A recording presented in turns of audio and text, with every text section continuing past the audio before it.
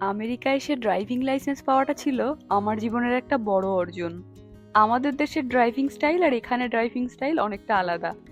এখানে ডান দিকে গাড়ি চলে, ড্রাইভার বসে বাঁ দিকে, আর দুই পায়ের বদলে শুধু ডান পা ব্যবহার হয়, কারণ ক্লাচ নেই, শুধু ব্রেক আর এক্সেলেটার।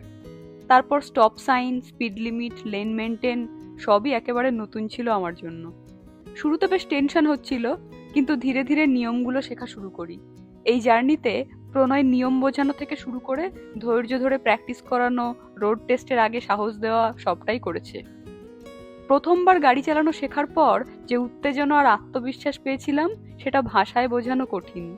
মনে হয়েছিল এখনই গাড়ি নিয়ে বেরিয়ে পড়ি, দিয়ে টেক্সাসটা ঘুরে ফেলি। এখানে পাবলিক ট্রান্সপোর্ট খুবই সীমিত, বিশেষ করে টেক্সাসের মতো স্টেটগুলোতে। বাস, অটো, রিক্সা এসব তো দূরের কথা, প্যাসেঞ্জার ট্রেনেরও দেখা পাওয়া ভার। আর ছোট ছোট কেনাকাটার জন্য বেশ দূরে যেতে হয়, তাই ড্রাইভিং জানাটা খুব প্রয়োজন।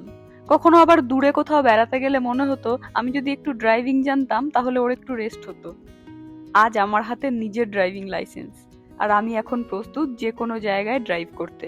এই পথটা শুধু ড্রাইভিং শেখার না, একটা স্বাধীনতা, আত্মবিশ্বাস আর নতুন কিছু শিখে নিজেকে প্রমাণ করার গল্প। যারা এখনো শেখার পথে আছেন, দেশে হোক বা বিদেশে, তাদের জন্য আমার বলার, হাল ছাড়লে চলবে না, নিজের ওপর বিশ্বাস রাখতে হবে, ধৈর্য ধরে নিয়মিত অনুশীলন করতে হবে। একদিন আপনিও পারবেন। আরো অনেক গল্প আসছে আমেরিকা থেকে আমির পেজে। আমার এই ব্লগটি দেখার জন্য সবাইকে ধন্যবাদ। ভালো থাকবেন সবাই।